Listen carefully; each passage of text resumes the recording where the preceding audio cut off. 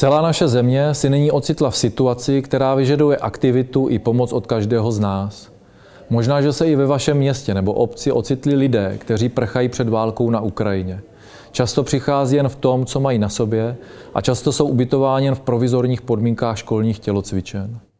Nespoléhejme se prosím na to, že všechno vyřeší jen stát, kraj nebo obec, a pojďme společnými silami přiložit každý ruku k dílu. Rádi bychom vám předali cenné zkušenosti a rady, které se mohou hodit pro všechny, kteří chtějí nyní pomáhat.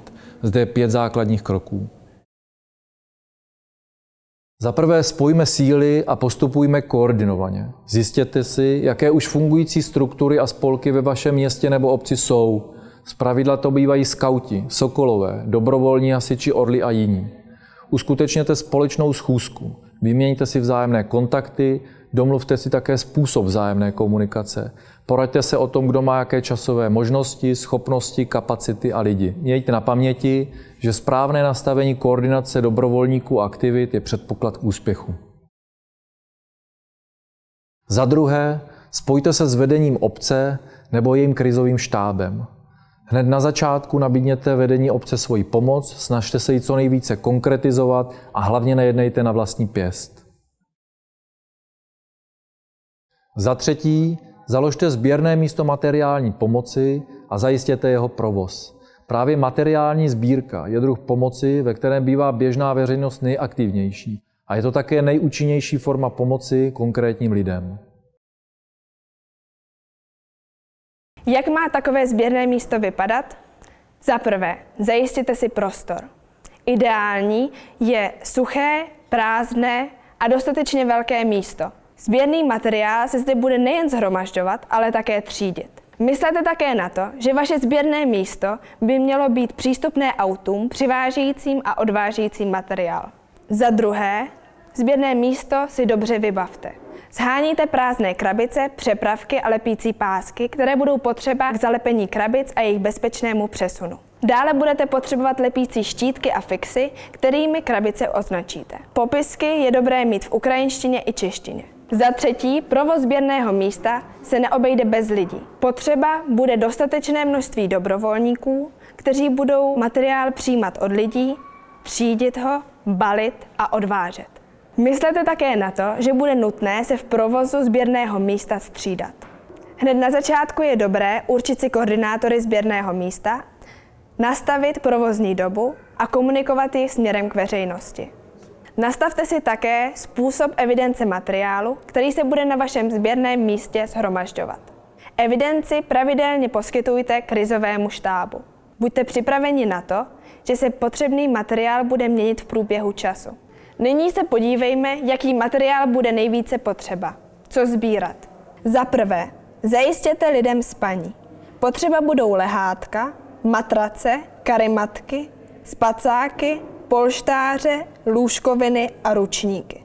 Myslete i na to, že se u vás ocitnou i malé děti, a tak poptávejte i dětské postýlky a nočníky.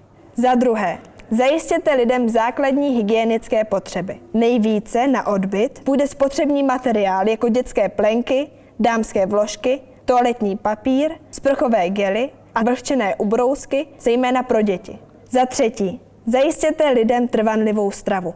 Nejzranitelnější jsou malé děti. Sbírejte přednostně dětské výživy, sunar, kojeneckou vodu a dětské příkrmy. Zajistěte trvanlivé jídlo i pro dospělé, které je možné konzumovat i hned. Za čtvrté, zajistěte lidem oblečení. Potřeba je ale myslet na to, že musí být v dobrém stavu a vyprané.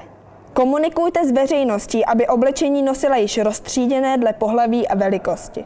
Za páté, pomozte také se zdravotnickým materiálem. Sbírejte léky, které lze získat bez předpisu. Pečlivě u nich kontrolujte datum expirace. Zdravotnický materiál evidujte samostatně a předávejte jej pouze zdravotnickému personálu. Jak potřebný materiál získávat? Obracejte se nejen na jednotlivé občany, ale také na místní firmy, drogérie, lékárny, školy a velkosklady. Využijte veškeré komunikační kanály své obce. Důležité jsou sociální sítě, nástěnky, e-maily, obecní rozhlas, plakátovací plochy a obecní zpravodaje.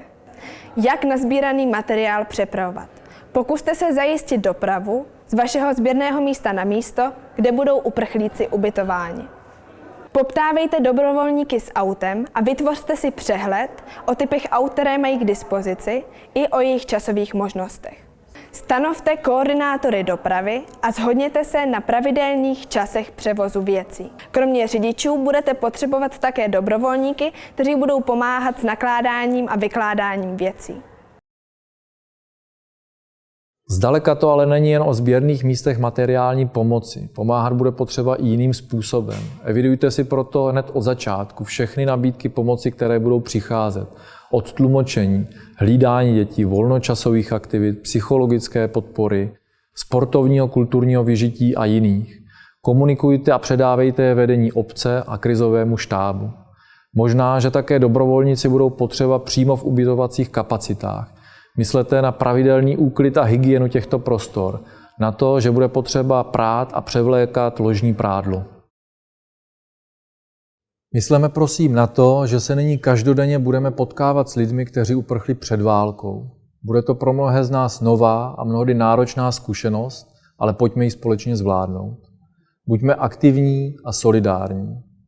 Každá pomoc je cenná.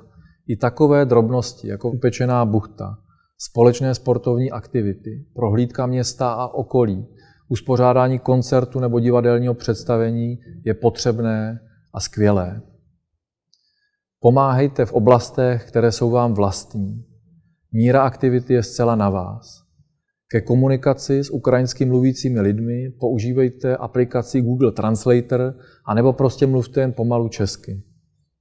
Další nabídky jako dlouhodobé ubytování, nabídky práce registrujte na webových stránkách www.pomahajUkrajině.cz. V solidaritě prosím společně vytrvejme.